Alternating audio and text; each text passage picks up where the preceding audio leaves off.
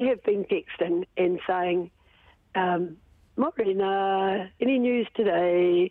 Rah, rah, rah. You know, I heard you were selling whitebait just before the season opened. So-and-so was eating mutton bird. Okay.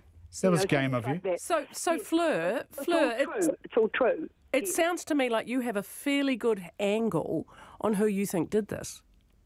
Well, unfortunately, for the person, he doesn't have a good track record through my in this little village. Yeah. Right. Okay. So that's right. But that's what I said. You go and find who did do it then, and okay. And so far it's been fruitless, basically. Yes. Yes. So what it was, so sorry. What I've done, I offered $5,000 reward to for the apprehension of the criminals who set me up and the criminals who've got my food.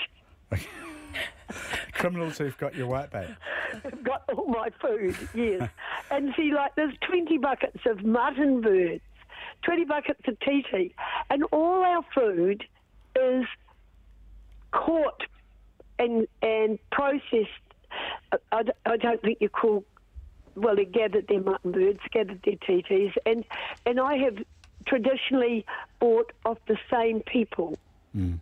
And the same people with all my 70-odd kilo of whitebait. And the same people provide me with the product. And so it's actually not just me that it's hurt. It's hurt the feelings of a lot of people who put the effort into food that was to be enjoyed, not... You see, that was going to be my next question, because of where you live. So now you will do something you never thought you would have to do in sleepy Moraki. You'll have security lights and cameras, won't you? Yes, that's pretty sad. Well, in the first few days when I thought about it all, I thought, wow, I don't want to do this anymore. If it has become a target, I want to know how big a target I am, really. If it's become a target for currency for something other than pleasure, it's not quite the same. Do you understand what I mean? Yeah. I'm sorry if we did put you on the map, heaven forbid, but in a sense you're the victim of your own success, I suppose. Well, people's I hate that, really. I don't think... This is something different. This is something big that they've done.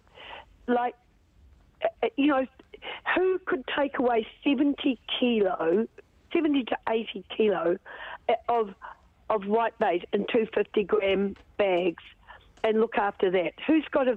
How many freezers have they got? How are they looking after it? And every night when I'd wake up during the night and think, is all that whitebait that's been gathered by so many young guys from the Waitaki and from the Shag River and how much pleasure it's given me to purchase it. Fleur, I understand. I've got to go because of the time. Thank you for talking to us, though. Gary McCormick, always a pleasure. Thank you, Gary. Thank you, Jim. And Janet Wilson. Thanks, Janet. Pleasure. That's us. Checkpoint follows.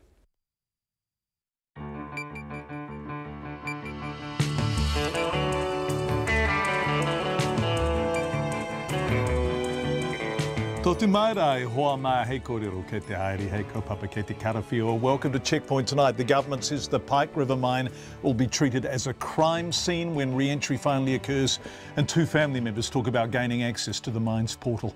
The Prime Minister launches a new advisory council in response to low business confidence. The man leading it, Air New Zealand boss Chris Luxan, joins us. Is it about cold hard cash or tax breaks or none of the above? Should the government help retain New Zealand's top rugby players? The dairy farmer believed to have had mycoplasma bovis first is charged with breaching the Biosecurity Act. Was it a meteor? Was it space junk? Or was it ET on his way home again? Canterbury residents question what lit up the night sky last night. All of that and much more coming up.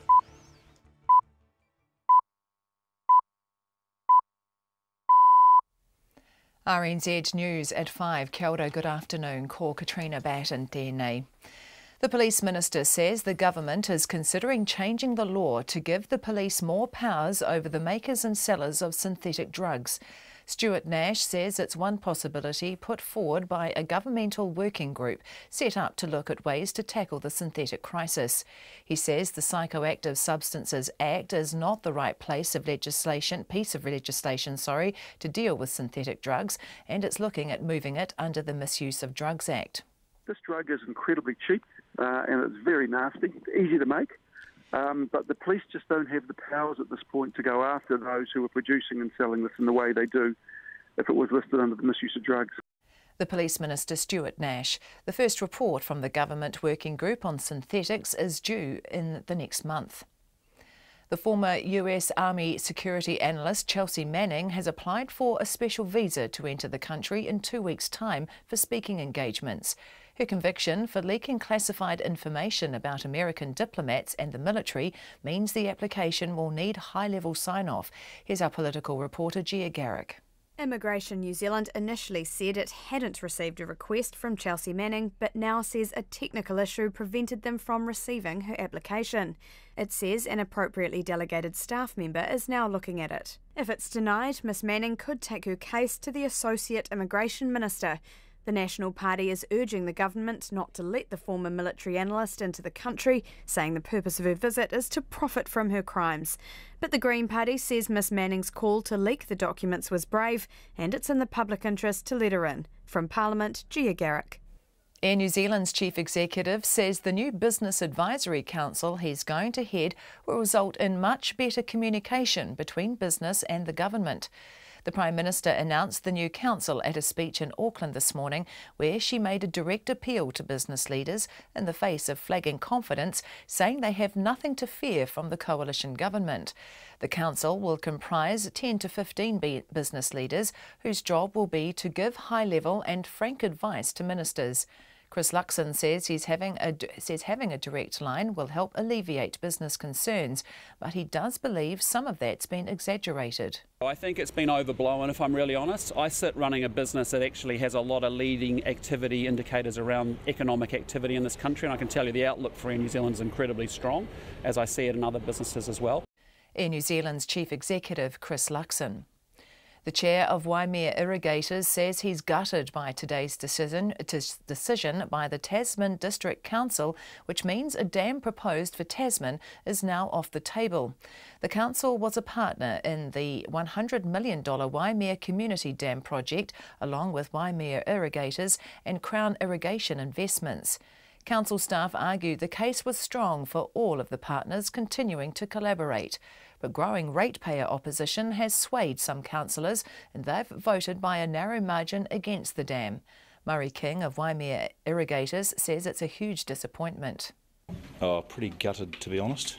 You know, we've invested the best part of 20 odd years in this project, and for it to come down to the line with a split vote like that is quite disturbing, actually, especially when we had such a compelling case. Murray King of Waimea Irrigators. The project was struck a serious blow in recent weeks when a $26 million cost increase was announced, putting the project up to $102 million. The Anglican Church has named the next Bishop of Christchurch. Peter Carroll has been appointed to the role after the resignation of the former Bishop Victoria Matthews. The Church says Dr Carroll will start after his ordination early next year. Trading in the New Zealand stock market has been suspended for most of the day as the operator NZX continues to investigate a couple of problems with the trading platform. Train services have resumed on the Hutt Valley line out of Wellington, but delays are expected. Earlier, an overhead power fault caused services to be suspended. Metlink says the fault has been fixed, but there will be delays through peak time this afternoon. It's 5:04. Sport. Men's top seed Rafael Nadal has advanced at the US Tennis Open in New York after fellow Spaniard David Ferrer was forced to retire injured during the second set of their match this afternoon. The women's top seed Simona Halep, though, is out. The Romanian was upset in straight sets by the 44th ranked Kaia Kanepi from Estonia. Also through to the second round are Juan Martín del Potro, Andy Murray and Stan Wawrinka, along with 23-time Grand Slam champion Serena Williams. The New Zealand women's sevens team captain Sarah Goss is buzzing at the prospect of playing on home soil next year. New Zealand Rugby this morning confirmed a 4-team women's tournament would run alongside the Hamilton leg of next year's Men's World Series. Goss says it's exciting because chances to play at home have been rare for the world champion New Zealand women's side. To be able to play at a tournament like that is going to be exciting for us, because sometimes you go away and you play at full stadiums and not necessarily everyone's going for you. So I know that in Hamilton most of the people will be for us. Sarah Goss. And an injury has forced the New Zealand pole vaulter Eliza McCartney out of this week's Diamond League final in Zurich. McCartney suffered a foot injury competing in Birmingham 10 days ago. The 21-year-old Olympic bronze medalist still hopes to compete at a meeting in the Czech Republic next week. That's the news. Staying in a basement. From there into temporary accommodation in a basement because there was nowhere else to go. So we were forced to move into somebody's basement for a week. Shooting for the stars. To go to NASA, which is really the home of this, it would open up the doors to them. And also it would make much more collaboration between New Zealand and NASA in the future as well. Business confidence. We have low unemployment, we're running surpluses, we have relatively low debt levels. Ups and downs. Morning Report with Guy and Espiner and Susie Ferguson, weekdays from 6. Then on 9 to noon, Julie Collins, who heads up MPI's forestry service, Te Ururako, on planting 1 billion trees. And after 10, Robin Davidson reflects on her solo camel trek across Australia 4 decades ago and the best-selling book Tracks that followed. Join me, Catherine Ryan, on 9 to noon after Morning Report on RNZ National. Met Surface weather through to midnight tomorrow for the northern half of the North Island from Taranaki and Taupo northwards, including Bay of Plenty. Fine spells and the odd shower today. Rain developing overnight with heavy falls and possible thunderstorms tomorrow, then clearing in the west later. Gisborne and Hawke's Bay mainly fine today. Scattered rain tomorrow, possibly heavy in Gisborne. Whanganui and Taihape to Wellington, also Wairarapa, Marlborough and Nelson. Mainly fine today, but a few light showers about Wellington and western Nelson. Rain for a time tomorrow with possible thunderstorms in Manawa too. Bulla, Westland and Fiordland, high cloud today. Rain developing tomorrow, possibly heavy, then easing to showers in the afternoon. Canterbury and Otago, patchy drizzle, turning to rain for a time tomorrow, then clearing later. Southland, drizzle patches clearing today, rain late tomorrow. And the Chatham Islands, drizzle developing this evening, then clearing for a time tomorrow. It's 8 minutes past 5 and you're listening to Checkpoint. Thank you very much indeed, Katrina Batten. Thank you everyone for being with us. The government and the business community coming up next. A form of courtship, really. We'll be looking at it. And Christopher Luxan will join us later. But first, the government says the Pike River mine will be treated as a crime scene when re-entry finally occurs. Pike River Minister Andrew Little told Checkpoint a short time ago that planning for re-entry is now at a very detailed stage. We're getting to the point now where we have a senior police officer, a particular senior sergeant, seconded 2 or 3 days a week with the group, because once the entry is made, it'll be treated as a crime scene and there'll be forensic work required. It may be that forensic work reveals more about what caused the explosions that killed 29 men inside the mine in November 2010. If that happens, and if the evidence gathered is strong enough to support prosecution, Andrew Little says a manslaughter charge or charges is possible. But the Minister told us it's very important not to overstate that possibility to families exhausted by 8 years of waiting and by promises not kept. We're ruling nothing out. Equally, I don't want to mislead the families into thinking that this is a cinch. We kind of get in there, we recover some evidence, and then a set of prosecutions can follow.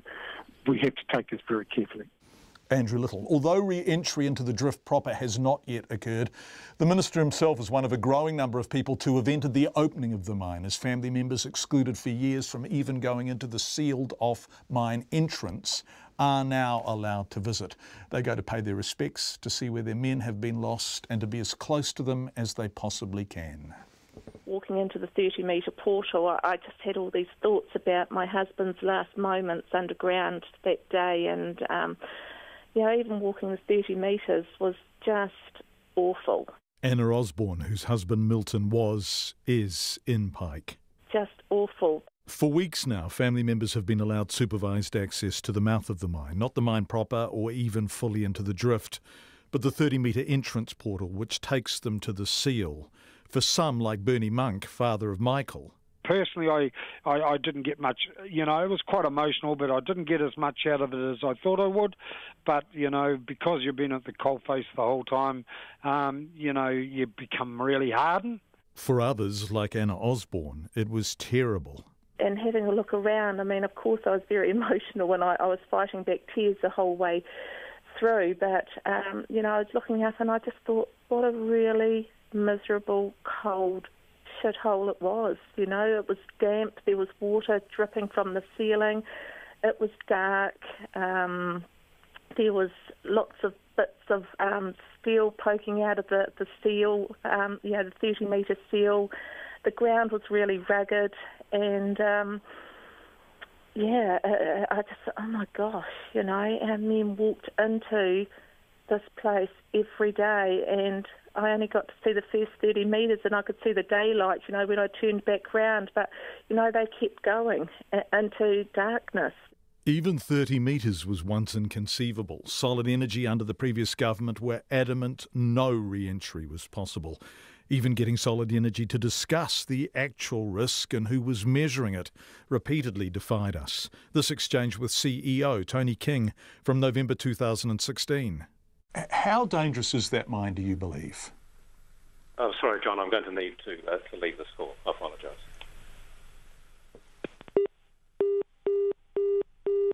That was then, this is now. Bernie Monk. If we never had a change of government and we never got this coalition government into power, there's no way we'd be going back into Pike River. The fact it took a change of government to gain re-entry and even simple access for family members to the mouth of the mine, outside the seal, daylight still coming in from behind them, speaks of the shifting ground Pike has been on. From the outset, what families were told depended on who was talking. Risk, science, objective fact, all of it has been interpreted against re-entry, for re-entry, each side presenting their experts. Here's John Key from November 2016. Historically, the view has been from our officials and by our experts that it's too dangerous. Our officials, our experts. In the end, Pike became divided on political lines. Bernie Monk. The last government were never ever, and if they'd got back into power, we wouldn't be going back into Pike River, and that's gospel. It will be 8 years in November since the 29 men went into the Pike River mine and did not come out. And Anna Osborne wonders how much of what the families have been told since then has been the unspun truth. It's been a real roller coaster of emotions for the majority of families during this nearly 8-year journey. And the biggest thing I keep hearing from the families over and over again is that they lied to us. And we're talking about numerous government agencies lying to us. Untruths, half-truths, spin, our experts, their experts. What was the truth? Right from the first explosion, when Pike CEO Peter Whittle faced the families and the media, and I was there and I heard him with such evocative hope. And he was telling the whole crowd that had gathered that the men were fine. They'd be down there sucking on fresh air and drinking water in the rescue chamber and stuff like that. The rescue chamber, the men waiting there together.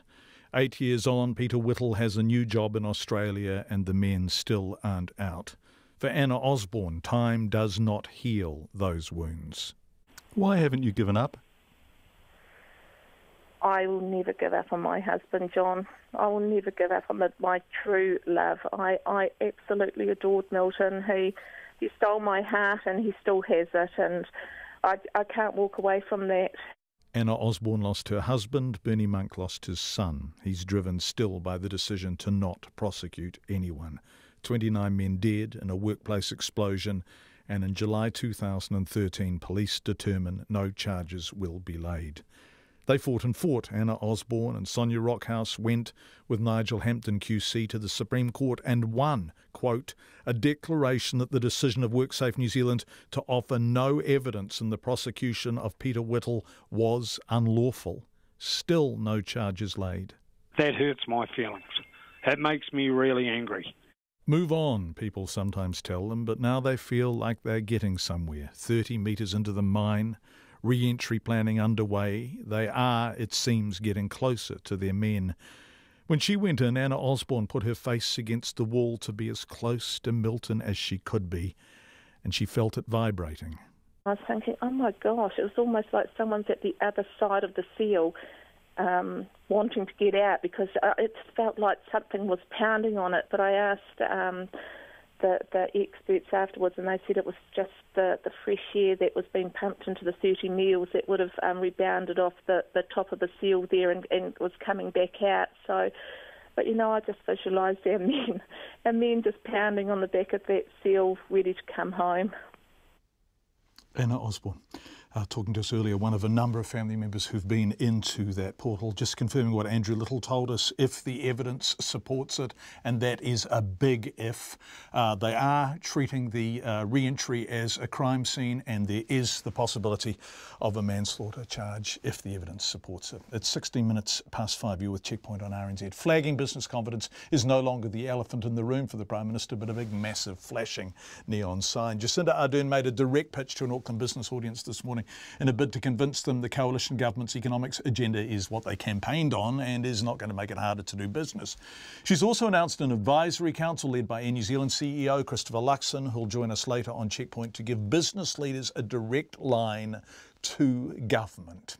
Opposition leader Simon Bridges says it's just another working group. Our political editor Jane Patterson was there at the breakfast this morning when they were doing Getting to Know You, and Jane filed this report.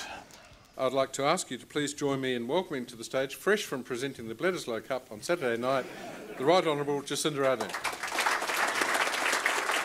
It was a polite but rather cool reception for the Prime Minister, who left no one wondering why she was there. I've changed my mind on the issue of business confidence. It is not the elephant in the room.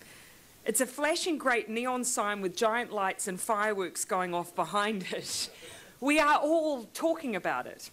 And there is absolutely nothing wrong with that. Business confidence is at a 10-year low, with a leading survey showing almost half of firms expecting an economic slowdown.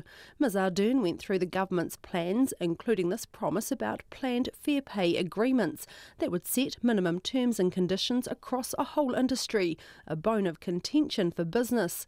She acknowledged that while the policy is being developed, it leaves room for speculation and concern about the unknown. That's why I'm confirming today that there will be no more than 1 or 2 fair pay agreements concluded during this term of office. They will be in industries and sectors that have low pay and in which the workers are vulnerable and regularly exploited. The vast bulk of you in this room will remain unaffected by these agreements. In his introductory remarks, the head of Westpac New Zealand, David McCain, said a surprise election result and general uncertainty had weighed on business confidence.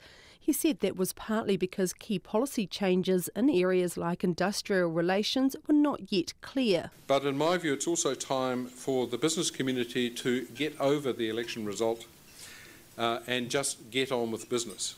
Getting on with business means taking up the offer from the government to constructively engage.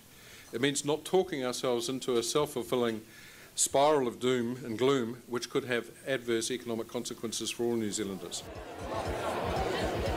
Business leaders at the breakfast speech were asked why confidence is so low and what the government has to do to restore it. I don't know that it's stubbornly low. I just think people are wanting to see what the future holds.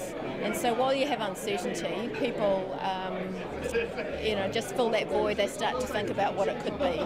So they just need to have more clarity around what will come next. Well, I think the Prime Minister expressed it really well, that they've had to come into the government with and start a policy agenda from scratch, and that just takes time, so she acknowledged that.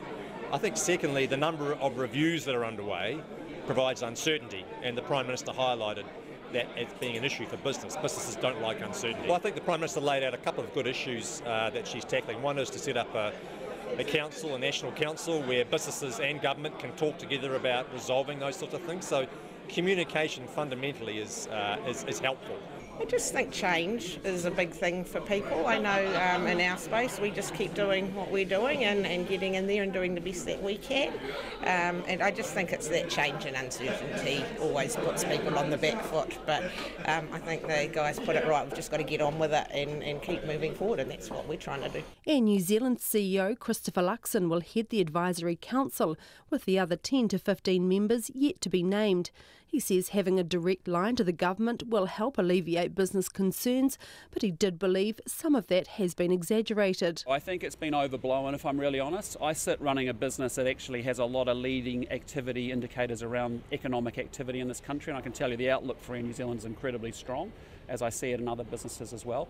This is really an opportunity for us to take a step back, and as business leaders and as a new generation of business leaders, we actually want the country to succeed economically, socially and environmentally. Standing alongside him, Ms Ardern acknowledged the government's communication with business to date had been ad hoc. There's no formal structure. Of course, we engage in meetings with the business community. I've done that since the very beginning as my role as an MP.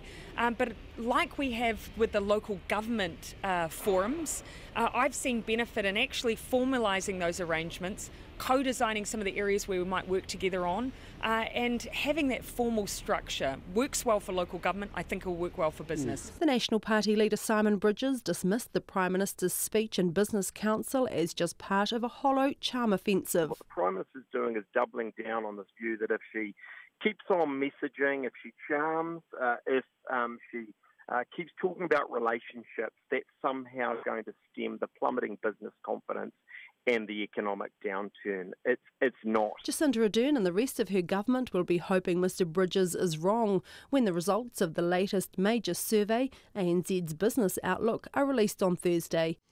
And Jane Patterson is with us now in the studio. Jane, it's lovely to have you with us here in Auckland. Bit of a treat. Westpac CEO, fairly unequivocal. Who else was saying what? So we've also had ASB come out this week saying business can't, be a Chicken Little. And actually the headline of their forecast is, don't worry, be happy, please. And it's in the bank's interests as well. This isn't political necessarily on Westpac's side, him supporting the Prime Minister. This is a message to business that if the business confidence continues to lag, it could actually result in economic growth slowing down, which is not good for the economy and not good, clearly, for institutions like banks. So a bit of a double message there, but delivered in no uncertain terms to that business audience this morning. So David McCain saying it to them in person, the ASB saying it in their quarterly economic forecasts. I guess banks are talking their books, right? They want people to feel confident, and if you feel confident, you're more likely to borrow. How was the Prime Minister received? I got a sort of a sense of it from your package, but what was the vibe?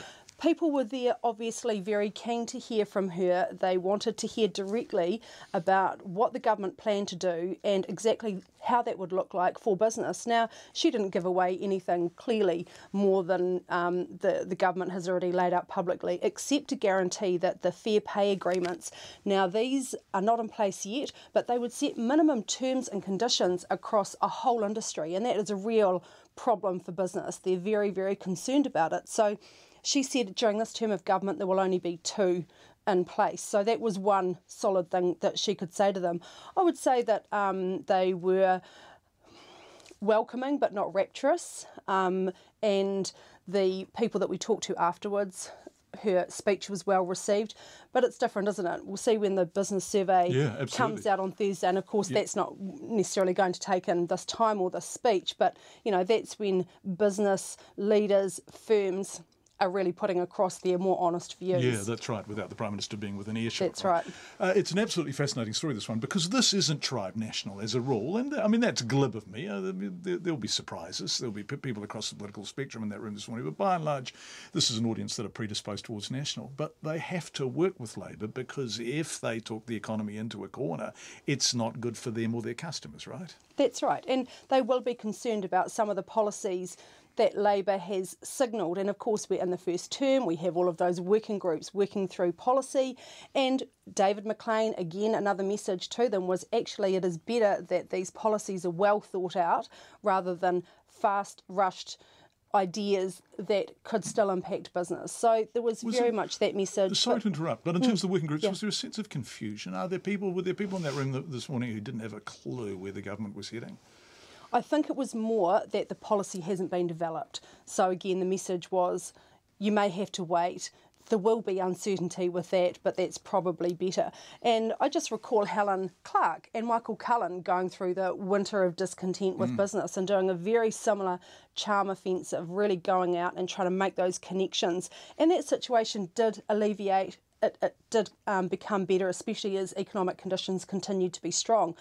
I think realistically business will be actually looking to see the economic indicators, see how the economy is tracking.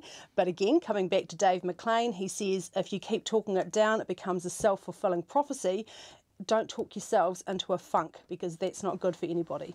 Jane Young, our political editor. Thank you very much indeed, Jane. It's 5:25 A law change to give the police stronger powers to tackle the makers and sellers of synthetic drugs could be on the cards. The Police Minister says the Psychoactive Substances Act that regulates synthetics is, quote, inadequate, and the government is considering moving its regulation to the Misuse of Drugs Act, which could result in harsher penalties.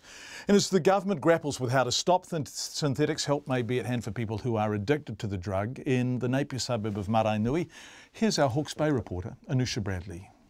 Following the revelation last month that up to 45 people had died from synthetics in the past year, the Health and Justice Ministries, Police and Customs set up a working group to find possible solutions to deal with the crisis. The Police Minister, Stuart Nash, says a law change could be part of that solution. What we're looking at doing is moving the regulation of synthetic cannabis out of the psychoactive substances legislation into the misuse of drugs. Because the psychoactive substances, that is about regulating legal highs, and keep in mind there are no legal highs at this point, whereas the misuse of drugs, that is about going after illegal drugs. And the penalties for synthetic cannabis aren't adequate at this point in time, of that there's no doubt, but the psychoactive substances legislation is not the right piece of legislation to deal with synthetic cannabis. The maximum penalty for making or selling synthetics under the Psychoactive Substances Act is currently 2 years in jail. Under the Misuse of Drugs Act, the maximum penalty for supplying methamphetamine is life imprisonment and 14 years for natural cannabis, which is up to 70 times less potent than synthetics. Stuart Nash says he can't say what penalty synthetics might carry if the change was to go ahead. Possibly a higher penalty, but these are for the dealers and suppliers. But what it does do is it gives the police more powers to go after people who are dealing.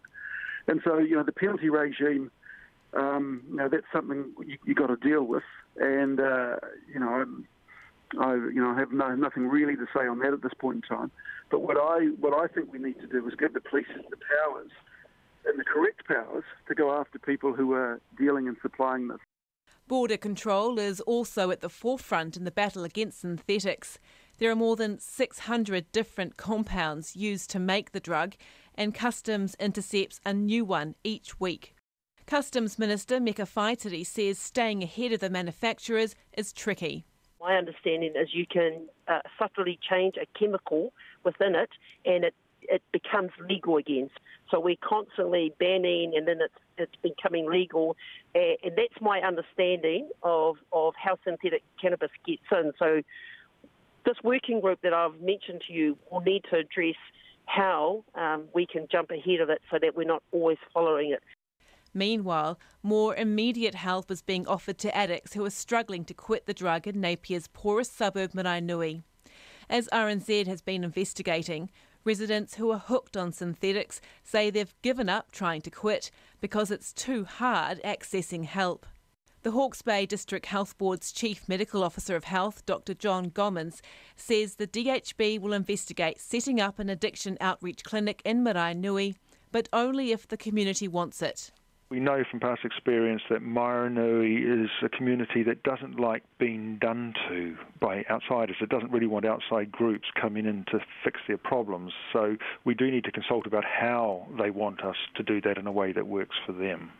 If the community needs something and we can agree on what needs to be done, then we can help work with them to make it happen. One of the volunteers who used to help run a free walk-in clinic in the suburb last year, Tracy Benson, says that's fabulous news.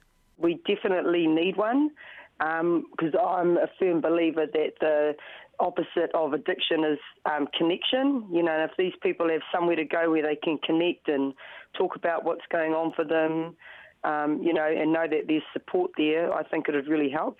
McCain says the government working group's first report on possible solutions to the synthetics crisis is due in the next month.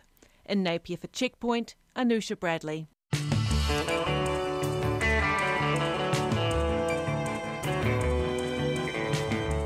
You are with Checkpoint on RNZ. Thank you for being with us. Anusha's been doing superb work out of Hawke's Bay and Maraenui, not only on synthetics themselves, but on the causes of people turning to drugs like synthetics, and they're all available. All of Anusha's stories combined on our website. Lots coming up before 6 o'clock, so we won't muck around with too much chatter. Here's KB with the headlines. The former United States Army intelligence analyst and whistleblower Chelsea Manning has applied to Immigration New Zealand for a special visa to come to the country for speaking engagements in early September. Manning's conviction for leaking classified information about American diplomats and the military means the application will need high-level sign-off. The government says the Pike River mine will be treated as a crime scene when re-entry finally happens. The Pike River mine minister, Andrew Little, told Checkpoint that planning for re-entry is now at a very detailed stage. He says once the mine is breached, forensic work will be necessary, and if evidence is recovered, prosecutions are possible. New Zealand's chief executive expects the newly formed Business Advisory Council will mean better communication between business and the government. Chris Luxan, who's head of the council, says the direct line to government will help alleviate business concerns. Announcing the setting up of the council this morning, the Prime Minister told business leaders they have nothing to fear from her government. The 10 to 15 business leaders on the council will give frank, high-level advice to ministers. In a bid to tackle the synthetic drugs crisis, the government is considering changing the law to give the police more powers over the makers and sellers of the drugs. The Police Minister, Stuart Nash, says the Psychoactive Substances Act is not the right piece of legislation to deal with synthetic drugs, and a government working party is looking at moving it under the Misuse of Drugs Act. The head of one of the partners behind the Waimea Dam project is gutted by the Tasman District Council's decision against building the dam. Waimea Irrigators was a partner with the council in the $100 million Waimea Community Dam project, along with Crown Irrigation Investments. Growing ratepayer opposition swayed some councillors. 8 of them voted against and 6 for the dam. Murray King of Waimea Irrigators says the decision is a huge disappointment. Those are the headlines. I'm back at 6. Thank you very much, Katrina Batten, which is 27.5 minutes away. Let's turn to business news now with Madison Reedy on the other side of me in the studio here. Hi, Madison. Hello. Tourism Holdings posted a strong result, financial results. Tourism Holdings is a camper van renter, and so they're the largest camper van renter in New Zealand and Australia, and they posted a huge profit result today. So their net profit after tax more than doubled, with an increase of 107%. Holy moly. To 62.4, and that's up on last year's financial year to June of 30.2. Which takes us back to New Zealand's 540 million, right? So it's the same people coming. Tourism boom. Boy, oh boy, they're spending up large too, aren't they? But surprisingly, their growth in revenue from rentals in camper van rentals in New Zealand actually was relatively subdued. So it was more in Australia, and they also operate in Canada that actually saw better growth. But I mean, they are certainly getting some benefit from that tourism boom there.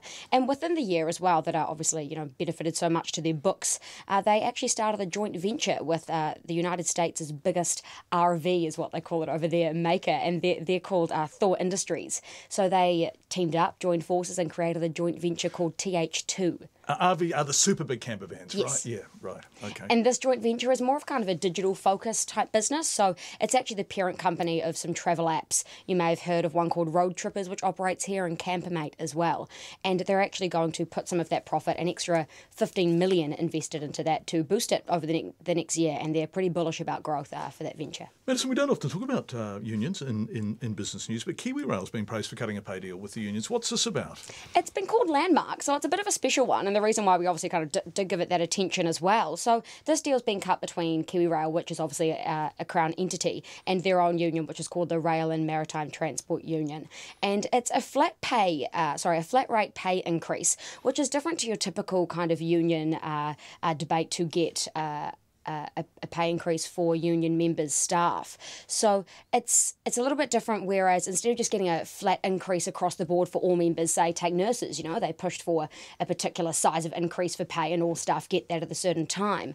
What this does instead is actually that the lower paid rail workers will get a higher increase, those in a higher pay will get a lower increase. So it's actually going to give a better living wage to the most vulnerable workers. So I guess the people who need it most are going to see the most benefit there, and so that just narrows the pay gap.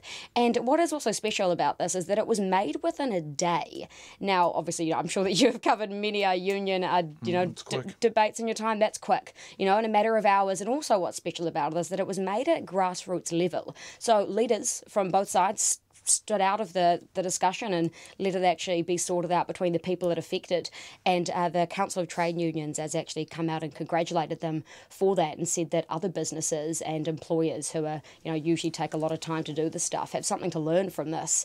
And it is a little bit of a slap in the face as well to work groups that are kind of talking about this type of thing with little action. We've spoken about before. I think the last time we actually spoke about unions was when we spoke about the Future of Work forum there, and they're obviously talking about these types of things with that backdrop of employment law reform and things like that. There was also a great quote in there from the union General Secretary Wayne Butson. He kind of gave a bit of an inkling to hope as to what this, say, landmark pay deal means.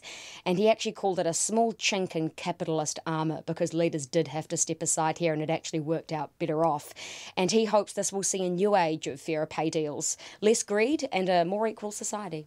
Absolutely fascinating, Madison. Thank you. What happened on the markets today? Oh, a lot happened on the markets today. Well, actually, a lot happened, but then not much happened. There was an outage on the NZX today, so it actually all shut down at 11:30am, and it stayed shut since. So pretty much we had a closing this morning, and NZX is investigating that. They've said that it's an internal error, but they haven't actually given any public information to the market yet. So it actually closed up, but at 11:30am, pretty irrelevant. We don't really know what would have happened today otherwise. Closed up nearly 0.1%, about 8 points, at a record high again of 9,214. And New Zealand dollars buying at 66.9 US cents, same as last night, 91.2 Australian and 51.9 British pence. Madison Reedy, thank you very much indeed. We're going to turn from business to sport, or business, or both. The All Blacks and their ability to remain the world's best is under threat, some say, as more and more top players face larger and larger offers from overseas clubs. It's prompted the rugby union to suggest that the government might like to lend a hand. This gets you wound up, or more to the point, put a hand in its pocket. But how would it work? And could tax breaks similar to those offered to players in Ireland be a solution? Here's our reporter Andrew McRae. The list of All Blacks who've been seduced by cash-rich clubs in the Northern Hemisphere is long and will continue to grow. The All Blacks' first five, Beauden Barrett, has reportedly been offered $3.5 million a year to join a French club after next year's World Cup. Rob Nichol heads the Rugby Players Association, and he's in no doubt the top level of the game here is under threat. New markets are opening up into America, into Europe. The French market in particular is currently really buoyant, and I guess we're just really conscious that we're going to need everything we can conjure up to help us maintain our position. Rob Nichols says the idea of government investment in rugby isn't new, and it's about more than just throwing money at the problem. I don't think it's just as simple as writing a cheque out. I think it's really about getting alignment around where the challenges are and what you'd be trying to achieve out of it, and then looking at options in terms of trying to deliver that, whether that's a straight cheque or other kind of mechanisms that can incentivise not just All Blacks but other athletes even to ply their trade in New Zealand as opposed to taking their abilities and their earning potential offshore. Rugby Union CEO Steve Chew made a pitch to the Prime Minister Jacinda Ardern at Saturday's Bledisloe Cup match. He says the player drain might soon require government help to turn off. 36% of our costs are fixed, goes to our professional players. And so if that 36% is under pressure because the price of players in the international market is continuing to escalate with no real science behind it other than just these very wealthy club owners wanting to have the best team, then that's a pressure point. In the 2017 financial year ending December, the Rugby Union's total income was $257 million, helped by the Lions series. Expenditure was $223 million, ending with a profit of $33 million. The union already received some government money. Last year it totalled $4.4 million, which included $2 million from High Performance Sport and nearly $600,000 from Sport New Zealand. The Prime Minister, Jacinda Ardern, says public support's always been forthcoming for rugby, but laughs off suggestions the taxpayer would fund player retention. We've had no formal approach from the rugby union around All Blacks salaries. It's up to every boss to advocate for their workers, and I guess that's what the coach of the All Blacks was doing. Former All Black captain and coach Sir Brian Lahore believes any government help should be restricted to the elite players, who he says must be kept in New Zealand. You know, there are some players who are very special to New Zealand rugby, but they're also very special to New Zealand. And if they go overseas because they get a better offer and at the height of their career, they're lost to us. And I think that's, a danger and damaging thing for New Zealand. Jill Brinson's the founder of a brand performance agency called Tricky. She describes the ABs as a huge lightning rod for brand New Zealand, but any investment in the players would need to have a return for the country. We have to then have a look at who do we attract into this country, and are they all really coming here for the rugby? Is it all really about the rugby? And I would at that point go, I'm unsure that would be the best investment our government could make in bolstering our reputation in the marketplace. On the streets of Auckland today, the suggestion of taxpayers funding player retention received a mixed reaction. Absolutely don't think they should get more money. This is really about where do you draw the line. Many other sports and many other things are more deserving of the money or equally deserving. I think we should, and I think New Zealand rugby is a big part of our culture and our heritage, and it's something we're really good at. I think they could, but I think that women's rugby could do with some as well. I don't think that it's beneficial to use the people's money to pay them. Yeah, if it's going to help some of those players stay in New Zealand, like the real good ones, I suppose so, but we've always got players that can take their places waiting in the wings.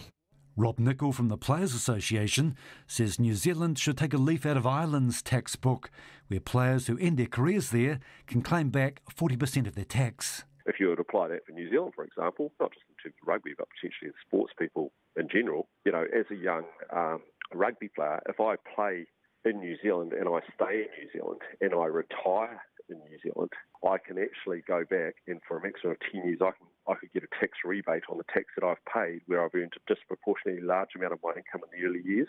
Rob Nichol says it's an incentive model for players to stay in this country and to retire here.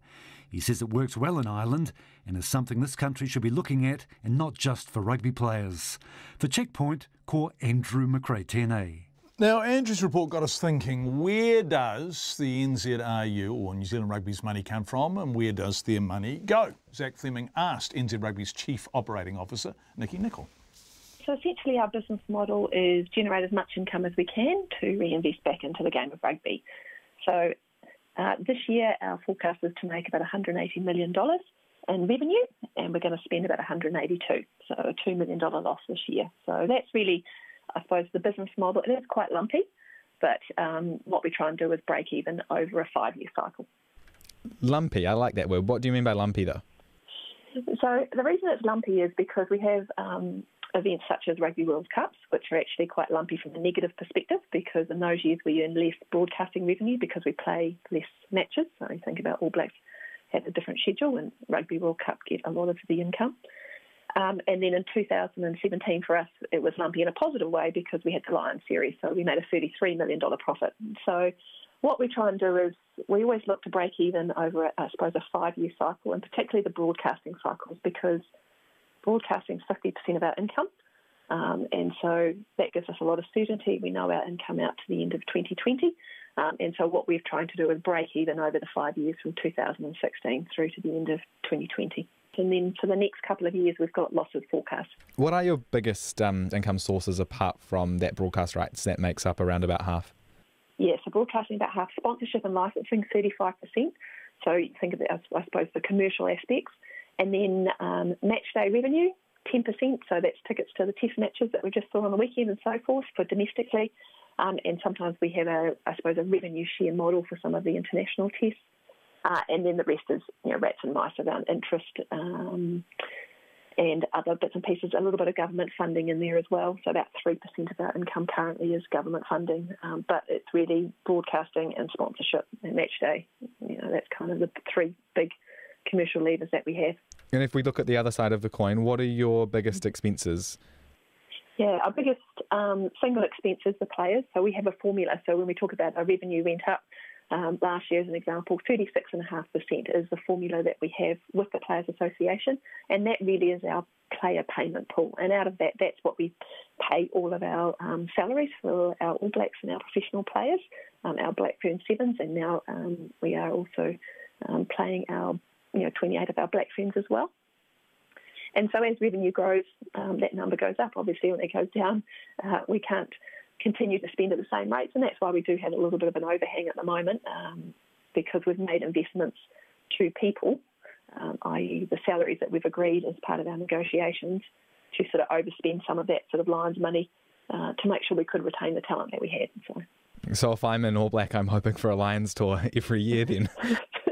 Yeah, 1 in 12 years is sort of, we're trying to make it spread at least over 5, but anyway, we'll see how we go. And that's really why we do have a really strong focus on how do we keep growing the top line, because really, the higher the top line, the more we get to invest back into rugby, whether it's the players, our provincial unions, because essentially they are our members who own New Zealand Rugby, and we have a funding mechanism with them, and what we work with our provincial unions to actually invest back into community or grassroots rugby. And then also another large part of our expenditure is delivering programs or competitions as well. So those are kind of our three big main expense areas. If we're talking about forecasting, how are you guys expecting sponsorship and stuff to go? Because sponsorship is one of the ones that I've noticed has kind of linearly gone steadily up over the last couple of years, right? You have your principal sponsors and then your commercial partners as well. Can you talk me through, first of all, what's the difference between a principal sponsor and a commercial partner, and where you're expecting those sponsorships to go over the next maybe 3-5 years? Yeah, well, our two biggest partnerships are with Adidas and AIG. And they've been a really long and supportive partner for some time. They're secured out into 2023 and 2024. So the nice thing when you look at the money coming in is we have quite a high degree, with broadcasting as well, we have a high degree of certainty over the near term of how much we've got, which makes, gives us something to work on as how much we can spend. If we think about future sponsorship, we have domestic partners, we have some more growing international partners. But we are running out of things to sell. That's New Zealand Rugby's Chief Operating Officer, Nikki Nicol, talking to Zach Fleming. Let's go from rugby and its need for money to the arts and theatre community and its very significant need for money. A seemingly dead proposal for a new theatre complex in Christchurch has been resurrected. Theatre producer Michael Bell wanted to pack up and leave the city when the council rejected his idea for a multi-use theatre complex in the Performing Arts Precinct. There were two main proposals on the table. Michael's nicknamed the Andromeda, and a new theatre for the Court, Christchurch's biggest professional company. After years of discussion, the council opted to fund the building of a new court theatre. But now the Andromeda proposal is making a sort of return, and guess where it's being built? Here's Logan Church. On an empty gravel-covered lot between the partially built library and convention centre worksite, theatre producer Michael Bell is planning a comeback. He's got permission to build a temporary theatre complex, starring shipping containers, a giant tent and temporary staging, right in the heart of the partially completed Performing Arts Precinct. Welcome to the empty lot. This is the entrance, and then we've got this tent which is going to go behind that. Then a stage at the back. The bar's going to be on this side. Almost 2 months ago, the Christchurch City Council decided that it would forge ahead with a plan to build a new courts theatre on this site. Michael Bell's alternative proposal, named the Andromeda, was shelved after 2 years of hard work. And Michael was ready to exit stage left. Yeah, I'm not going to lie, I was definitely giving, I was ready to give up. I had given up. I just received phone calls and messages from a lot of groups that I guess encouraged me to keep going. It will be some time before anything will be built here. A council working group is not due to reports back with a business case until next March. And that's where Michael saw an opportunity to create a new, albeit downsized, Andromeda. I guess I was looking at putting up a pop-up tent for the Big Band Festival, which I help organise, and as part of that I knew that there were a few other festivals that might need it, so I guess put out some calls and said, well, who else wants to put on a show or a gig here if we basically put up Little Andromeda. Michael's expecting the venue to see 12,000 people in the first 6-week season. In total, 58 groups so far have put their hands up to perform here. Craig, heaps of energy. They're having heaps of fun. One of those is theatre company Playspace, who will bring the 70s show The Lifestyle to the temporary venue. Director Georgie Sivia and actress Jo Garsley says finding the right-sized venue for small companies is nigh on impossible. Michael Bell is the Daddy Warbucks of the Christchurch theatre scene, so he's going to be taking us, poor little orphaned theatre company. And there's lots of amazing things happening around Christchurch, but it's dotted all over the place, and a lot of the theatre companies don't know about the other theatre companies, or it's been put on somewhere in the back of Beyond and the public doesn't know that it's on because it's not centralised. So, you know, there's a lot of issues in terms of people being able to know that things are on, companies knowing that each other's putting productions on. It's all very dotted around in suburbia and or in kind of bars and inappropriate venues. And nearby cosmopolitan bar owner Rebecca Lynch is also welcoming the development. This is one of the few bars operating around the Performing Arts precinct. And Rebecca says she hopes this will bring more people to the area after a tough winter. We want people in here walking around. People bring people as well, so yeah. Do you think that's the main thing this area needs? Yes, it needs people, but it also needs the activity and exposure to bring the people in.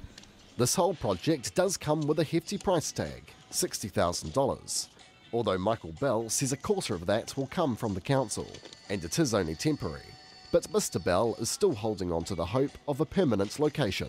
It'd be nice to have a permanent space, of course, but this is a really, I'm just really happy that we've been granted permission to even just do this temporarily. Little Andromeda opens its doors, or tent rather, at the start of October.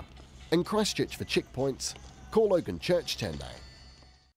The dairy farmer believed to have had mycoplasma bovis first has been charged with breaching the Biosecurity Act. Alphonse Zeestraten is due in the Invercargill District Court in November on charges relating to the importing of farm machinery. Both MPI and Mr Zeestraten himself have refused to comment, but RNZ understands the charges do not relate to M. bovis. Now, 3 months ago, Checkpoint visited Ben Walling and Sarah Flintoff on one of the many farms that Mr Zeestraten sold infected calves to that was subsequently shut down. The couple lost income they were hoping to make from their 1,700 calves, all of which were sent to the works early, and there was no income from grazing other farmers' cows on their winter crops. A few weeks ago, their property was declared M. bovis free. Conan Young and visual journalist Dan Cook on life after M. bovis. When we were last here, winter was just starting to settle in, and there was already a dusting of snow on the hills and mountains that define this part of northern Southland. On our return, the snow's still there, but the weather's starting to improve, with the early signs of spring, newborn calves and lambs clearly evident. The fortunes of Ben Walling and Sarah Flintoft are also improving, thanks to MPI's decision to declare their farm M. bovis free. It was a great relief, but there was no great fanfare. It was just a notice dropped off and a handshake, but we took the kids and a few of our workers off to the Mossman pub and had a nice meal out and a drink to celebrate, because to us it was quite a thing to have lifted off our shoulders. It was a momentous occasion. It's been a major thing that we've been through. Hopefully never go through it again. It's been a long 8 months since they first realised they had the disease and had to progressively put down or send away to the works the calves and young bulls they'd put so much work into. It's been pretty tough going, so it just seems to drag on and on and on forever. For one fight or one argument to another, or just trying to work your way through all the things that need to be sorted. Aside from the mandatory 60-day stand down from having cattle on their farm, the biggest headache has been sorting out who should be responsible for disinfecting their property to ensure there's absolutely no chance of the disease returning. Quality Assurer were wanting us to clean and disinfect their farms ourselves. My issue with that was no one would give us reassurances of who was liable for any reinfection, which was if it occurred because it wasn't cleaned properly to start with. Assure Quality, the government-owned business responsible for cleaning farms, telling farmers they should carry out the work themselves, against the advice of MPI, which said somebody independent should do it to ensure it was done properly. Effectively, one branch of government giving contradictory advice to that being handed out by another branch of government. Then there's the 2/3 compensation Ben and Sarah are still owed for their lost income. We've had about 560,000 out, and we're about 1.7 million the total claim, and there's still a few complicated claims to go through. Reason why they're complicated is trying to verify them to the last cent to suit MPI's system. Sarah Flintoft says applying for compensation is a full-time job. It's been more of a hassle than most people realise, and that's just to get to the stage where you can lodge them. So yeah, it's been quite draining. I think we've realised we're sort of starting to come through it a bit now, but through the period I could see Ben's was quite strained, and I was probably looking the same. It has been a strain, and it's not just animal welfare, it's human welfare is a big thing in this whole process. Sarah's relieved they no longer have to disinfect every car or piece of machinery coming onto the farm before it leaves. And she's grateful the stigma of owning an infected property has finally been lifted. I don't think people realise that you do have that worry of going out onto other people's properties or other animals, or being in contact with other animals. As I say, I'm part of the hunt club. I didn't like going out to hunts in case there was a stigma that I might have had, an infection on the horses or the wheels or anything like that. Sarah says they've noticed cars slowing down as they pass their place, wanting to get a look at what an infected property looks like.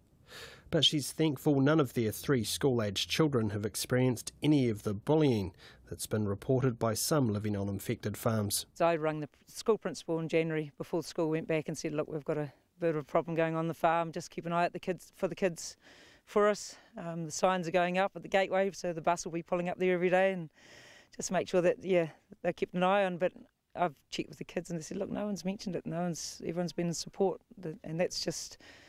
brilliant. That's a good rural community. No one's asked for this jolly bug. We're all trying to work through it as best as we can, and I appreciate that's how things have been handled. She says those worried about outing themselves as having the disease need to know there's nothing to be afraid of. I've had little gifts arrive in the mail from businesses that I deal with in Winton, just to say, thinking of you and all the best.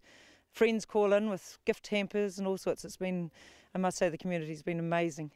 And I think for farmers that sort of are a bit shy of coming out and saying, look, we've got a problem here, we've got this jolly bovis, I think they should put their hand up and say, look, let the wider community know so they can sort of, assist and support, because that's really helped us along.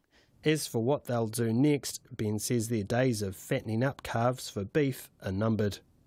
Before Bovis, he'd drive all over Southland, gathering calves from 20 or more properties, taking them back to his farm where they'd be all placed together in a paddock or pen. The risk now that one of these calves could be infected and potentially pass the disease on to the entire herd means Ben needs to know a lot more about the farms they're coming off, and needs to restrict the number of places he gets them from to 1 or 2 trusted sources. Our long-term plan is to convert one of the properties we have up at Pike River that has a dairy consent already on it. And pretty much the sole reason is so we can go self-contained, using the dairy farm to supply our own beef cattle. We'll probably move away from bulls just to cut down the risk of reinfection. We just don't want to go through this again. While Ben and Sarah Walling have finally turned a corner and can now start farming again, efforts to eradicate this disease from the rest of the country are still very much in the early stages. 3 months on from the government's bold announcement that it was going to spend close to $900 million trying to eradicate this disease, doubts still remain over whether or not this can be achieved. A crucial signpost in the road is the next round of national bulk milk testing for bovis, which is now underway and will tell us just how far this disease has spread around the rest of the country, and if the locking down of farms such as Ben and Sarah's has actually helped to halt its spread. As for MPI's handling of those with infected properties, its head of biosecurity, Roger Smith, says Assure Quality was wrong to tell the couple they should be disinfecting their own farm. We encourage that you engage contractors because they need to be measured and monitored, the process. OK, so if a farmer was asked to do it himself, the MPI wouldn't be happy with that? It's not the model that we would say. We need to have an auditable process. The issue with cleaning and disinfecting is that this is the chance to, as it says, particularly disinfect the farm so that it can be safe for uninfected stock to be brought back on the farm after 60 days. Roger Smith says its investigation into how the disease entered the country, which started over a year ago, is ongoing and was not able to say when it would be completed. Ben Walling is keen to see somebody held accountable for causing so much heartache for farmers like him. It's very important. There's no point going for all this if there's not understanding how it came in the country. And as soon as they start releasing a bit of that so people get a lot more confidence in the industry, the better. RNZ News at 6. Ngā mihi nui, good evening. Ko Katrina Batt in aho.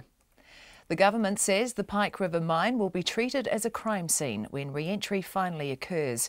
The minister responsible, Andrew Little, says if evidence is found about the explosions that killed 29 men in the West Coast coal mine in November 2010, charges are possible.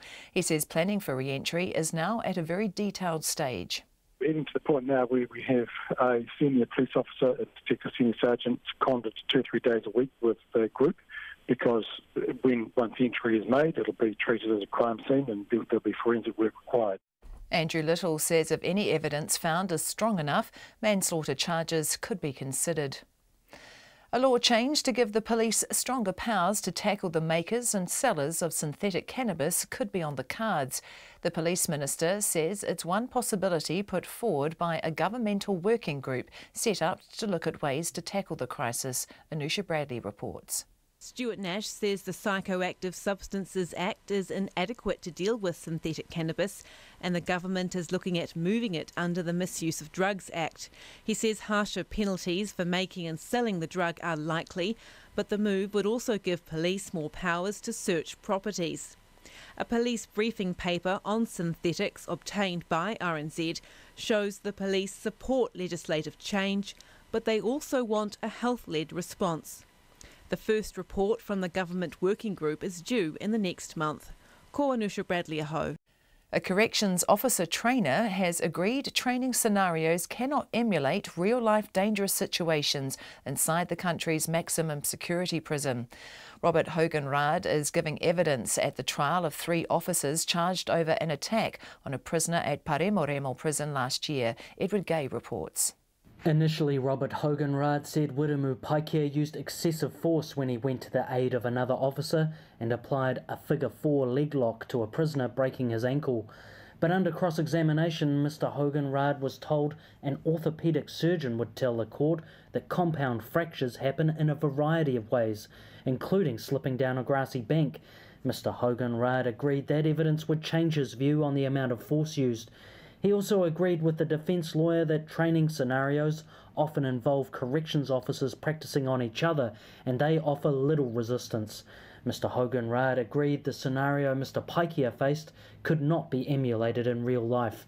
Atu i te ko ti mātua, ko Edward Gay aho.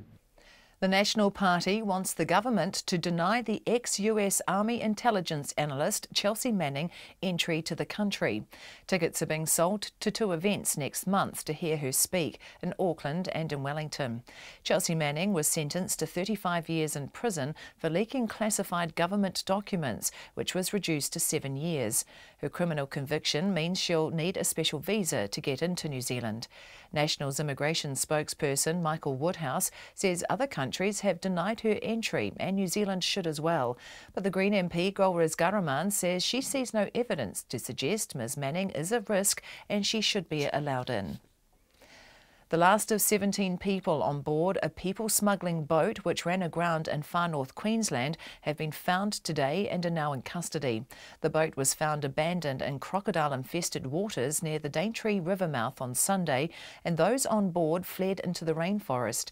Last night, local fisherman Barry Preston and his mate recovered 2 of the suspected asylum seekers.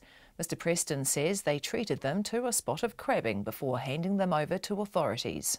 We had a bit of a banter and showed a few crocs and things like that. They were quite surprised by the size of the crocs in the Daintree, because one, probably 12, 14 footer, was on the bank, and he sort of slid in and they sort of raised their eyebrows and went, oh, sort of lucky we didn't enter the water, you know.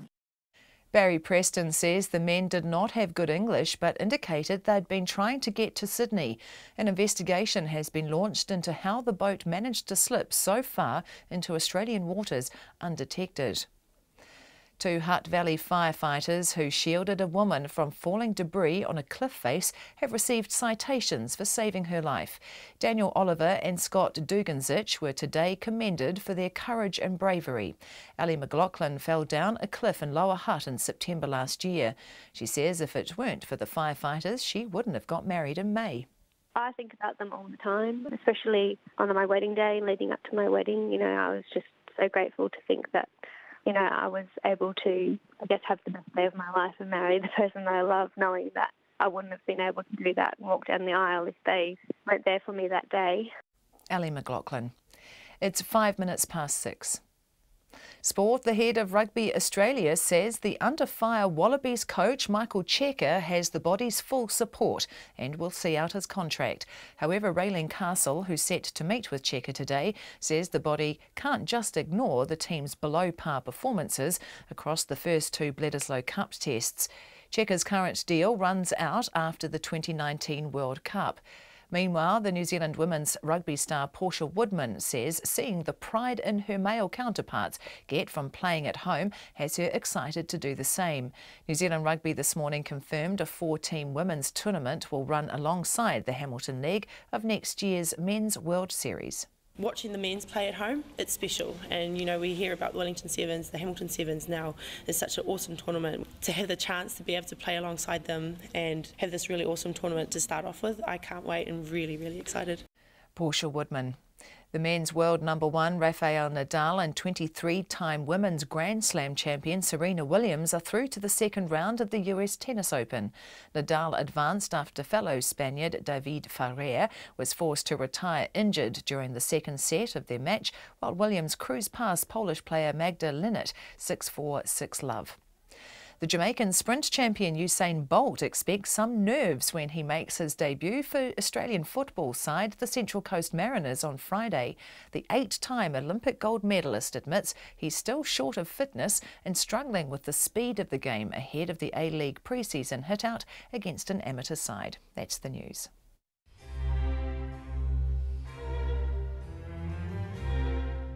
This is unacceptable. I did not sign up for this. When I prayed during the winter months, I asked the Lord to make it warm. I did not say, Lord, please bring the devil from hell and have him sit his ass crack on earth. That's not what I asked for. Nights with Brian Crump. After the news at 7 on RNZ National. And Judith Collins says it'll just increase rents and that you're being naive. Well, she would say that. Our intention is not to put up rents. You know, I think there may be some landlords out there who will say, you know what, I don't want to have to put a heat pump in the flat that I own. I don't want to have to give a reason if I terminate the tenancy. And they may choose to get out of the game, and that's okay. That's Lately with Karen Hay, 10 p.m. weeknights on RNZ National. Met service weather through to midnight tomorrow for the northern half of the North Island, from Taranaki and Taupo northwards, including Bay of Plenty. Fine spells and the odd shower today, rain developing overnight with heavy falls and possible thunderstorms tomorrow, then clearing in the west later. Gisborne and Hawke's Bay, mainly fine today, scattered rain tomorrow, possibly heavy in Gisborne. Whanganui and Taihepe through to Wellington, also Wairarapa, Marlborough and Nelson. Mainly fine today, but a few light showers about Wellington and western Nelson. Rain for a time tomorrow with possible thunderstorms in Manawa too. Bulla, Westland and Fiordland, high cloud today. Rain developing tomorrow, possibly heavy, then easing to showers in the afternoon. Canterbury and Otago, patchy drizzle, turning to rain for a time tomorrow, then clearing later.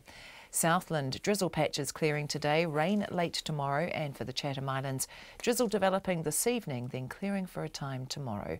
It's coming up to 6:09, and you're listening to Checkpoint. Thank you very much indeed, Katrina Batten, and thank you everyone for being with us. We're going to return to a story we looked at earlier in the program with our political editor, Jane Patterson, and that is the Prime Minister's new Business Advisory Council. Well, its chairperson is New Zealand CEO Christopher Luxan. He says he wouldn't be wasting his time with the talkfest, so what is it? The grouping was revealed by Jacinda Ardern as she gave a well-telegraphed speech to a business breakfast in Auckland this morning in a bid to help lift business confidence from a 10-year low. Now, Christopher Luxan is the chair of this new advisory council, but given the government is a 52% shareholder in New Zealand, did he have any choice in the matter?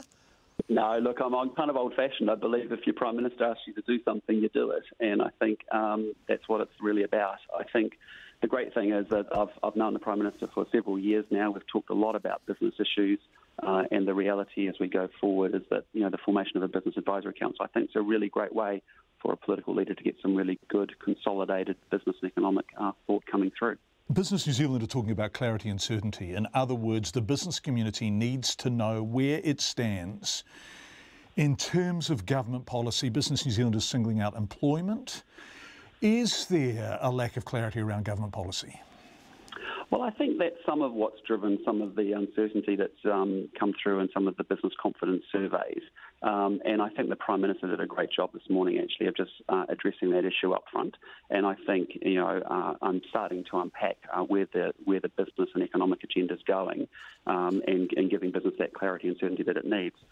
What I would say, however, is that when you take a step back and look at the underlying health of the economy, all our metrics are in pretty robust shape. And so if you look at just even at the larger companies that have reported their end-of-year financial results, in New Zealand included, that's been a really strong set of results that have come through in the last few weeks. And so I can see in our own business, which is a measure of activity in some ways, that we've got good, strong underlying demand. So I do think, the perception around how do we create greater clarity, greater certainty for business around where government's going and what the policy settings are is incredibly helpful. Yes, so $540 million profit is good and the projections are good, and we look at the NZSX and it's at record highs.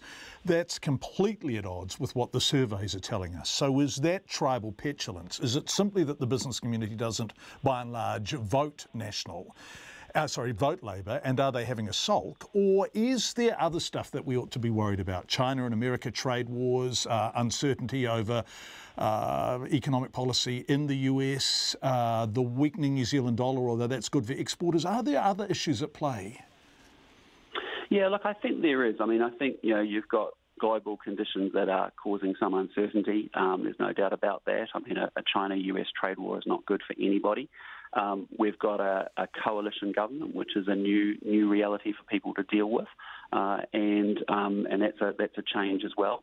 But the reality is, there is still so much good stuff going on in these economies that we have here, and I think the point of the Business Advisory Council is to really be able to give the Prime Minister free and frank advice and some provocation and some stimulation to think about things that would actually help New Zealand do better economically, socially and environmentally, and that's really what we want to do. I'm writing down those words furiously. Free and frank advice and provocations and stimulations. Give her some now. What are your provocations and stimulations? What do you want more of from the government?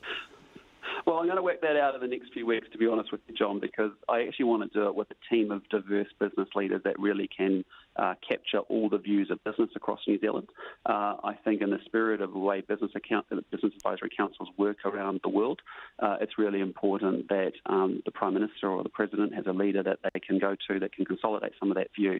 And the kind of leaders that I want to get involved in that council are really people who have the confidence to actually say what they think and actually to be able to put a provocation forward that actually forces a good debate and a good discussion. So that's all to come in the coming weeks. Of course, this is a Labour-led government, right? It's a coalition of Labour, New Zealand First and the Greens, a coalition government, as you point out. And some of what they want to do isn't necessarily going to be what the business community wants. And that, I guess, is democracy, isn't it? Yeah, I think the reality is that, let's be clear, the business community isn't a monolithic group that, votes one way, and the politics of it, if you take that aside. the reality is, irrespective of your politics, irrespective of your position, irrespective of your background, the reality is all New Zealanders, frankly, want to actually contribute to a more economically prosperous country. All New Zealanders want to see a much more socially cohesive society. All New Zealanders want a much more perfect environment to live and operate in. So I think I get less hung up on the politics of it. I'm just, business leaders and CEOs are much more interested in solving problems and getting put to work to actually rise to challenges and to deliver solutions. And this is really what that's about. Right. National Simon Bridges says, no, it ain't. It's just another working group. It's just another talkfest. It's actually meaningless. What's your response to that? Well, I wouldn't be giving up a lot of my time when I've got quite a big day job, frankly, for a talkfest. I'm interested in getting things done, and I know the people that are very invested, and there's a whole generation of business leaders in New Zealand that really care about the place beyond the profit and loss of their individual businesses. A lot of them understand that they have a role to strengthen the societies that they benefit from and are part of. And let's be clear, business, working with communities, working with government, is how we'll actually get things done around here. So I can tell you from my perspective, and as chair of the council, I'm interested in getting things done and not having talkfest. Right. How is the council going to work in practice? How often will you meet, and how will you get your provocations, stimulations and free and frank advice to the Prime Minister? Well, I think the first thing is to assemble a group of people that will actually be able to bring diverse thought and provocation to the table so that we can actually frame and have some good debates. I think we then need to pick maybe, we can boil the ocean and we can discuss everything, but we actually are better to pick, 5 to 7 sort of big issues for us to work on, whether that was around vocational training, whether it was around free trade agreements, the sorts of things that we collectively will feel that are important. And then we'll meet every 3 to 4 months. And then in the intervening period, actually put the CEOs to work on some of those big challenges to build and develop some of the thinking further around it. So that's the way I see it working. And obviously the Prime Minister and I chairing those meetings every 3 or 4 months, which would be great. You don't have any political aspirations yourself, do you, Christopher Luxan? No, I love being a business leader, actually, and I think I come from a generation having had business experience where you see businesses doing good in the world, and I think, the bottom line is it's business that's lifted billions of people out of poverty. It's business that actually provides employment here in New Zealand. It provides support for our social systems, and so it is actually really important that we build sustainable businesses. And I think there's a lot of business leaders in New Zealand who feel likewise. And yes, they have views around policy, and yes, they want more clarity, and yes, they want more certainty, but they care about this country. And I do think, I personally think, and I've spoken to you about it before, John, that a lot of people in New Zealand think business is bad. And business leaders are bad, and there's lots of reasons for why New Zealanders are sceptical about that. But the bottom line is we care about the country, and we care about where it's going as much as anyone. That is the chair of the Prime Minister's new Business Advisory Council, Air New Zealand CEO, Christopher Luxan. It's coming up to 17 minutes past 6. Footage captured by a prison officer's body camera shows his colleague kicking a prisoner in the head as he lay on the ground. The footage was played to a jury at the High Court in Auckland, where 2 corrections officers are on trial, accused of kicking and breaking the prisoner's ankle. A third officer is accused of attempting to pervert the course of justice by turning a security camera away from the violence. Our court reporter, Edward Gay, filed this report.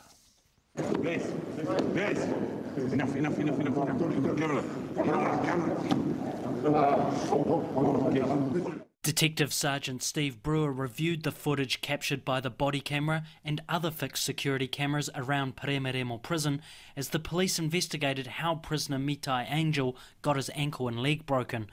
He said the footage captured on Viju Devasi's body camera in May last year shows his fellow corrections officer Desmond Fa'afoi approaching Angel as he lay on the ground. The Des calls coincided with the first 2 kicks by Corrections Officer Fa'afoi. An unknown Corrections Officer says, "Camera, camera." Hands of Corrections Officer Devasi are visible holding Corrections Officer Fa'afoi's leg. Corrections Officer Fa'afoi gets his leg free and kicks a 3rd time.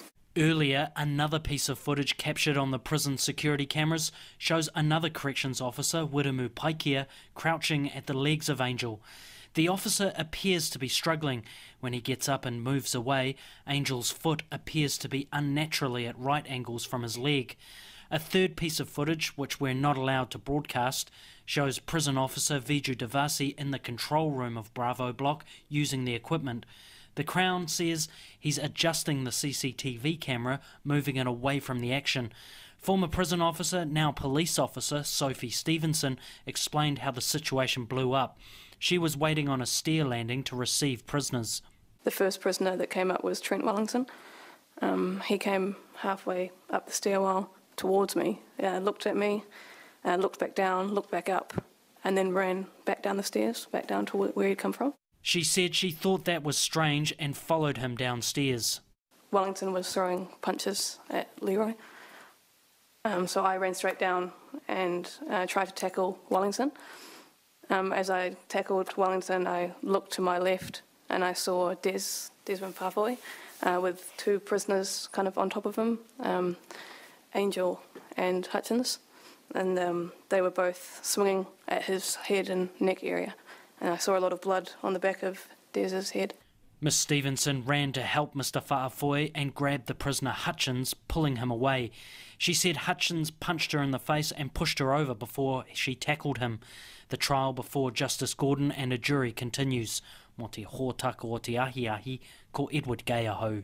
Let's head to Washington, where it's been an odd few days for the flag raiser at the White House. First, the Stars and Stripes were lowered to half-mast following the death of respected Senator and former presidential candidate John McCain. But yesterday the flag went back up. Now it's back down at half-mast again. Comes amid criticism of the President Donald Trump over his failure to honour Mr McCain. He controversially once said the former Vietnam prisoner of war was not a war hero. The BBC's Nick Bryant has the latest. Washington without John McCain is a lesser place. He was a human landmark, an American hero whose broken body personified the land of the brave. Flags at the US Capitol remained at half-mast in honour of his service and sacrifice. But at the White House, where the flag was lowered at the weekend, there was no such act of ongoing remembrance earlier on today. In a tweet over the weekend, Donald Trump paid his deepest sympathies and respect to the McCain family, but had no kind words for the man himself. Thank you very much. Mr. President, do you have any thoughts on John McCain? Do you have any thoughts at all about John McCain? That presidential silence continued today. Do you believe John McCain was a hero, sir? Let's go. But with the American Legion strongly urging the Commander-in-Chief to honour this war hero and former prisoner of war, there was finally a presidential change of view, if not heart. We've just got this statement from the President. Despite our differences on policy and politics, I respect Senator John McCain's service to our country and in his honour have signed a proclamation to fly the flag of the United States at half-staff until the day of his interment. But it still doesn't call him a hero. So tonight the Stars and Stripes was lowered again at the White House in that rare thing, a presidential climb down. But the flag row has come to symbolise a broader debate as to who best embodies the values of modern America, Donald Trump or John McCain. Nick Bryant reporting. Meanwhile, John McCain left behind a pointed message to the Trump administration. A family spokesperson issued a farewell statement in which he said, quote, "We weaken our greatness when we confuse our patriotism with tribal rivalries. We weaken it when we hide behind walls rather than tear them down. When we doubt the power of our ideals rather than trust them to be the great force for change they have always been." That was a statement from John McCain released by a family spokesperson. Let's head home again. A popular Otago restaurant is considering installing new security systems after tens of thousands of dollars worth of produce was stolen from its freezers. Fleur's place is nestled down on the waterfront at Moeraki Bay. It was first opened on the site of an early whaling station in 2002, and as Tess Brundon reports, the burglary has prompted residents in the town to consider their own security. 20 buckets of mutton bird, a carton of queen scallops, up to 80 kilograms of frozen whitebait, 75 kilograms of sausages, and more than $920 worth of ice cream cake. Just some of the items taken from Fleur's place earlier this month. And that doesn't take into account the work Fleur Sullivan has been putting into one of her signature delicacies. Well, the mutton birds speak for themselves. They're gathered by the fishers on the islands of Stewart Island. We buy the birds and we turn them every 2 weeks or so. You just don't leave them standing in the buckets. All year there's the ritual of turning the birds over so the brine slides through the birds. A courier arrived on August 7 to find heavy locks to the restaurant's outside freezers were broken and most of the produce was gone. Ms Sullivan says it was a devastating discovery, particularly as much of it was locally sourced from Otago businesses. Our food is, it's like stealing your dog. All that food that they stole, all that product that they stole, we really love. Ms Sullivan believes her restaurant was specifically targeted and says the burglary has prompted her to consider installing security cameras and lights, a measure she didn't think she would ever have to consider. I've never wanted to have cameras everywhere. When people come to this little village, to a nice little restaurant in a peaceful little town, you wouldn't think you'd have to have security cameras on anything. I don't want people seeing that. Ms Sullivan says if she had just been starting out, the theft could have caused her business to go under. Moeraki Village Holiday Park owner Christina Mitchell says burglaries in Moeraki are uncommon but not unheard of. Things like this don't happen very often, but it has happened before where there has been holiday homes broken into and, people's stuff taken, but they're places that are sort of sitting out on their own and, not getting checked regularly. But she says weeks on, the burglary is still having an effect on the community. It is a big shock, but it just gives you such an uneasy feeling knowing that there's people around that will do this sort of thing, and I just really hope that in the end they manage to catch whoever's done it, because it's given, it really will have given a devastating effect to the owner and her staff. Moeraki Tavern co-owner Craig Bratt says it was disappointing to hear about the burglary. I mean, it is a small community and it is, that is quite close-knit, so when something goes wrong, they do get in close together. You don't wish it on anyone to sort of have this happen, and I'd be absolutely gutted if, that happened to us, because you put so much time and effort into trying to run a good business, and then you get somebody that, obviously doesn't do what they should be doing. Police say they're investigating the theft and are asking anyone with information to contact Crime Stoppers. Mō te hōtaka o te ahipone, ko te Sprunton tēnei. If it weren't for two Hutt Valley firefighters, Ellie McLaughlin wouldn't have walked down the aisle in May. Daniel Oliver and Scott Duggins had shielded Miss McLaughlin from falling debris on a cliff face, saving her life. Today they were given a citation for their work. Ben Strang reports. When Matt Haynes brought his partner, Ellie McLaughlin, home to New Zealand, he planned to end the trip with a proposal. He wanted to marry her and was patiently waiting to pop the question. But Ellie McLaughlin says on September 6th of last year, his proposal plans were shattered during a trip to Percy's Reserve in Lower Hutt. We had no idea that we were on the top of a cliff, but I guess I stepped backwards to turn around. I stepped on what I thought was grass, but it was actually going straight on the cliff. I lost my footing and fell over. And even when I fell over, I still had no idea that I'd fallen down a cliff. So a few minutes into it, I just obviously kept falling and rolling and rolling and rolling. And then thought, well, I might be losing my life now. Firefighters were called to the reserve at about 5 p.m. and were told someone was stuck in a tree. What greeted them was Mrs. McLaughlin, 7 metres down a cliff face, balancing precariously on a small branch with a further 20-metre drop threatening below. Senior firefighter Daniel Oliver was one of the first on the scene. Tried to make access with the gear we had, which wasn't probably the right gear to use, but we used what we had and made access down to her, down a 10-metre cliff face, and secured her the best we could with what we had and waited for rescue from everyone else. When a second crew arrived, Scott Duganzic was tasked with helping Mr. Oliver. He free-climbed across the dangerous cliff and tied ropes around Mrs. McLaughlin to stop her from falling as they waited for a rescue helicopter. When I got there, she was just constantly screaming, "I can't hold on any longer." So I didn't want to stand around while seeing her fall. So I made my way across. Mr. Oliver says things then got worse. The helicopter would have been there within the hour, and once they came in quite close, it dislodged a lot of trees and rocks from above us, which hit all of us, the patient, Scotty and me. It was one of the scariest moments of my life, to be honest. But yeah, luckily I was wearing my helmet and it probably saved my life. She was wearing a smaller helmet, which broke as well. So she was virtually unconscious yeah, from the point. So after the rocks fell, I was having to hold her up while she was unconscious. Yeah, and then she was much worse after the rockfall stopped. Mr. Oliver was concussed by one of the falling rocks, but it was Mrs. McLaughlin who suffered most. She suffered a skull fracture and her brain was bleeding.